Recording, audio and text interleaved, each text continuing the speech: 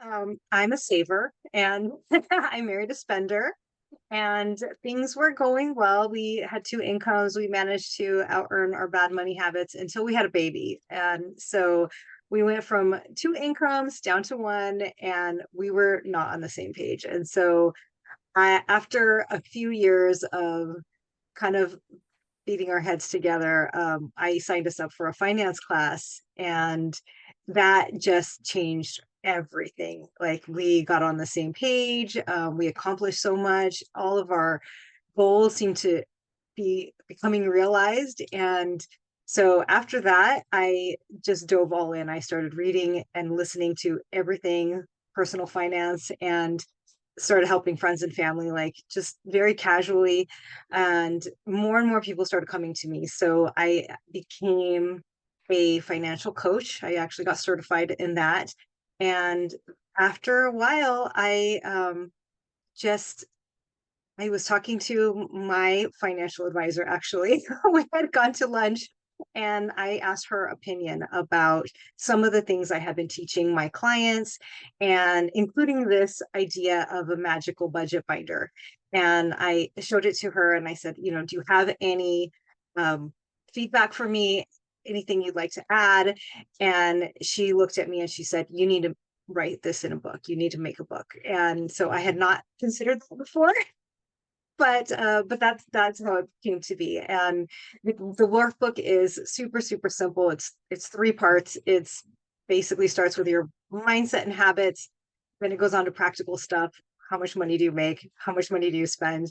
And then also things like insurance, right? Like how do you I think a lot of people have a lot of anxiety, especially now where so much is not physically speaking to someone. We text each other, we don't even call each other anymore. So the thought of calling an insurance company and asking them, what do I need, is very daunting for a lot of people. So there's even questions in the book like, this is what you ask, this is how you compare.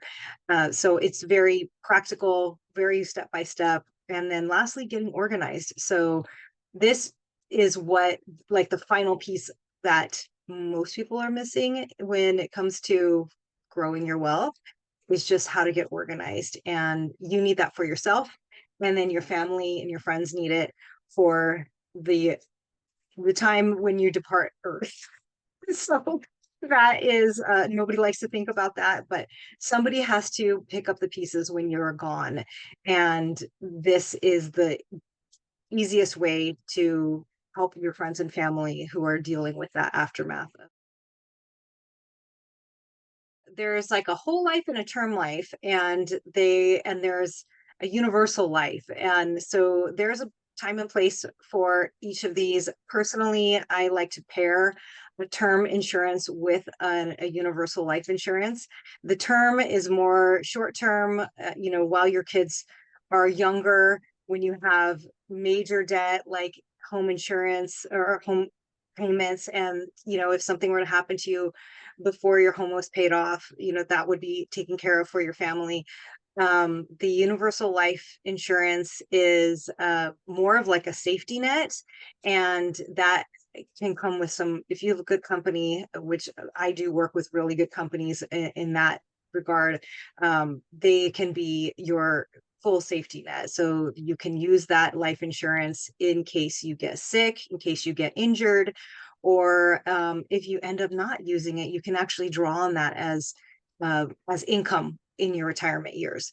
And so I really do like to pair those together, and have kind of those two working.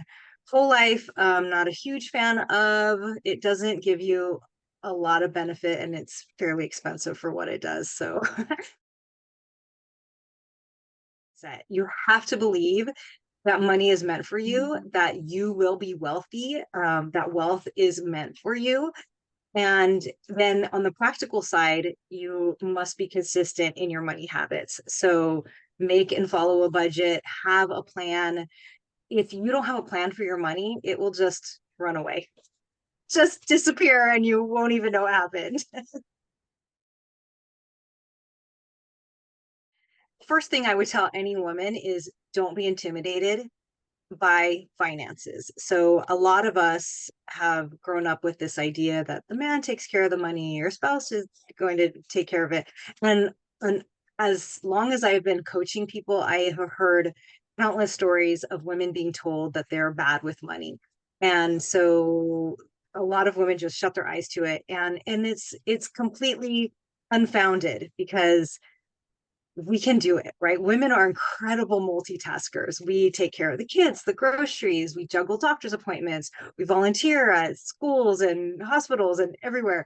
Women know how to get things done. And so the first thing you need to understand is that we innately have this ability to take on this. So just know that and then just do it. Like whatever anxieties you have, whatever mental blocks you have, just get started. And when you start seeing that the changes happen, when you start seeing that magical budget change your life and change your future, and change your kids' futures, like this is where the magic happens. And so just get all of those negative thoughts out of your mind and just go for it. Oh my goodness, so many, but I would say the very first money saving tip, and probably the best one, is have limits. So this goes along with budgeting, but you can actually set daily or weekly limits on things. So for instance, gas, if you set a limit of $120 on gas for the month, um, some people would laugh at me, right? Like that's not nearly enough. But if you set whatever reasonable limit for you, for your life, and then something comes up where someone tells you, oh, well, let's just take a road trip out to Wyoming, right? And you're thinking like, well, that's not in my gas budget. That's my limit is, X amount, and that can go for groceries or Amazon. Put a limit on the things that you seem to overspend on that aren't necessary. Even groceries, you can buy the fruits and vegetables that you need, but do you need to buy the the instant things or the prepackaged meals that tend to cost a lot more? And use cash. So there is a physically giving someone your money helps immensely when you're trying to spend less. And then think of those unnecessary purchase items as far as how long it takes you to earn that money. So I used to do this in college because I was making $4.75 an hour. And my friends wanted to go out to dinners a lot. And I would think, well, how many hours do I need to work if I'm going to go to this restaurant that's, not a fast food restaurant? It's like more of a sit down, get served. That could be 3, 4, 5 hours of work. Is that worth it? To me or to you, to buy a sweater that is just cute right now, but it might cost you 3 or 4 or 5 hours of work. So think about those purchases that aren't necessary in terms of how much time it takes for you to pay for it.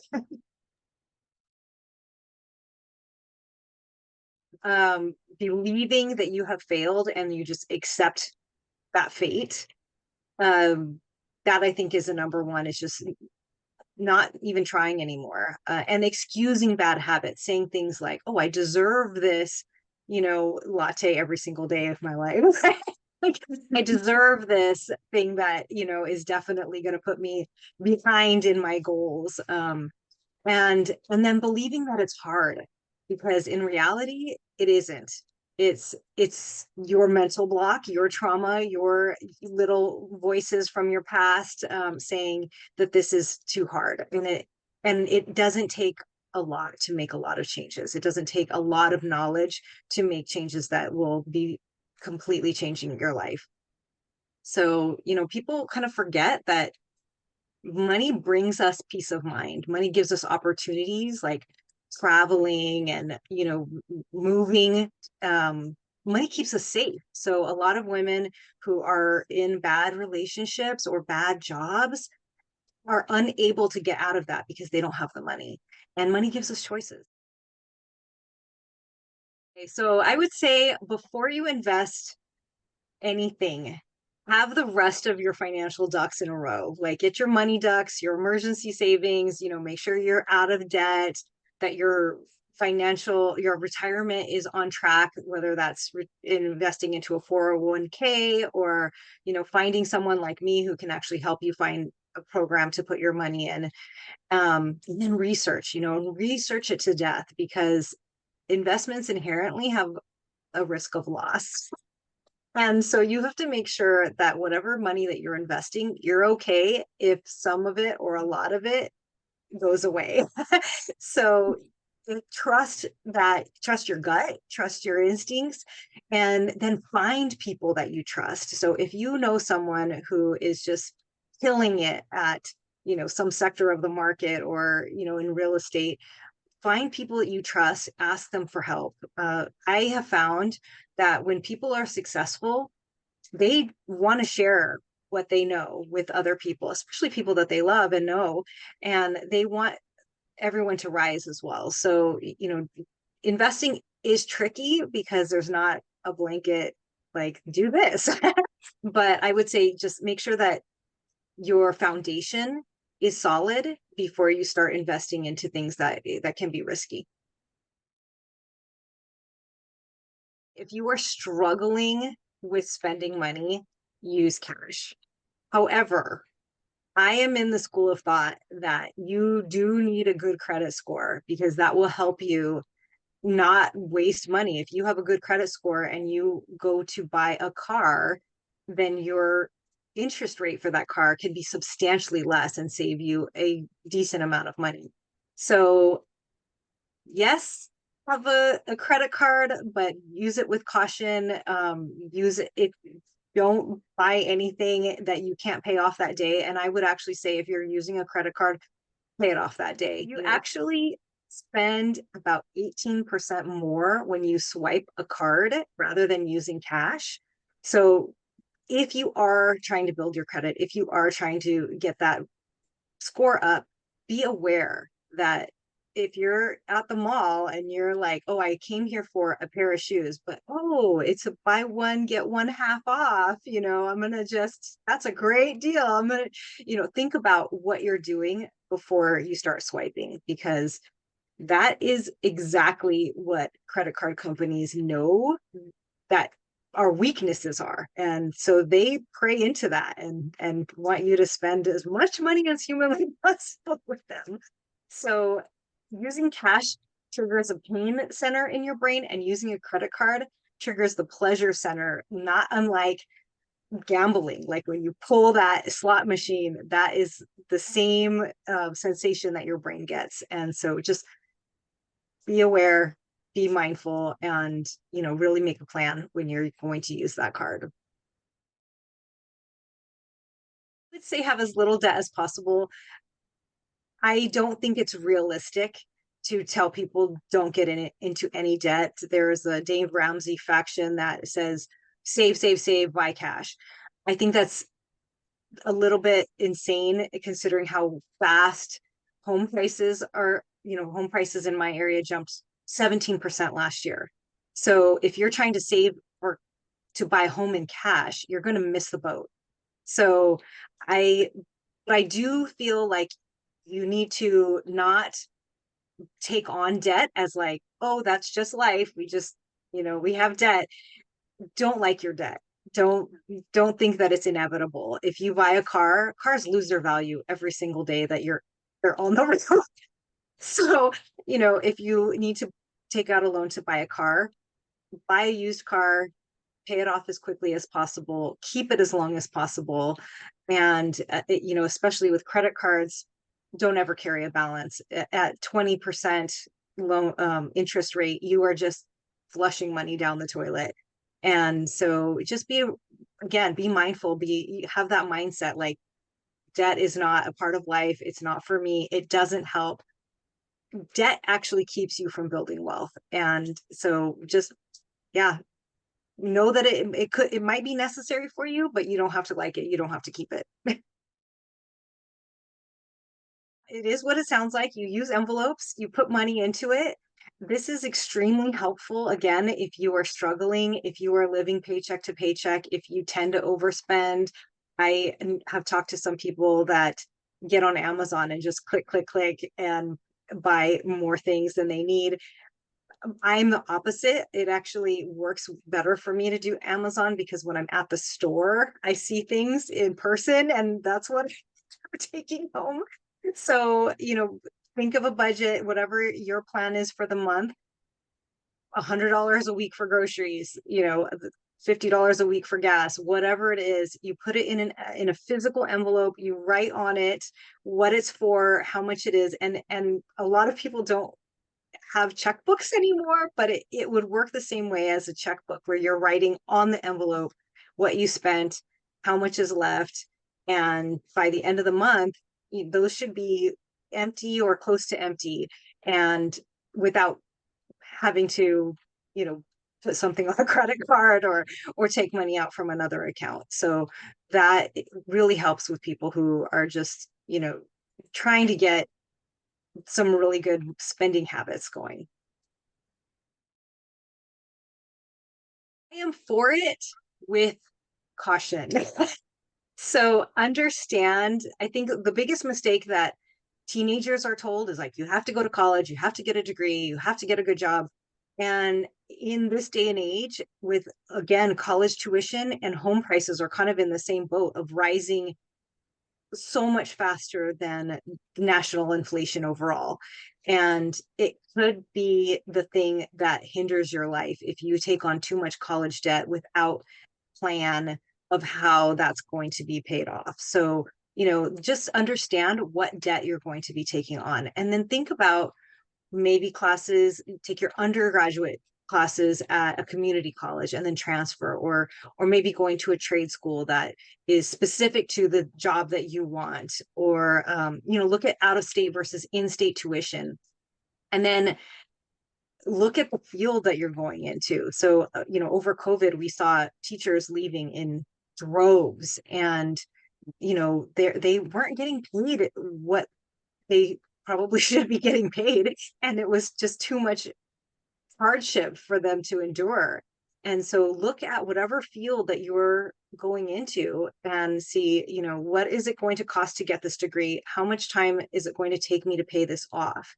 And, does that make sense? Because sometimes it does. I've gotten certifications that have doubled my income with a very small output on my part. But are you going to a liberal arts college and majoring in something that is amazing but might only pay you $50,000 a year, and there's not real growth potential. So just whatever you are doing, go into it with open eyes, do your research and make an informed decision, not just the decision that's been pushed down your throat for the first 18 years of your life or moving on, just understand that. Okay, I would say with anything, consistency, focus on success, and have a growth mindset. So just continue to learn, listen to podcasts, read the books, read the articles, and then make a budget. That's the plan, right? You can't get anywhere without a map in life. If you don't know where you are, you don't know how to get to the next place. So, and then that's the map is like your road plan, what you're going to be doing, but you won't do it if you don't have hope. If you don't have that hope for tomorrow that is going to be better, and just do it and know in your heart that what you're doing is going to be beneficial for you.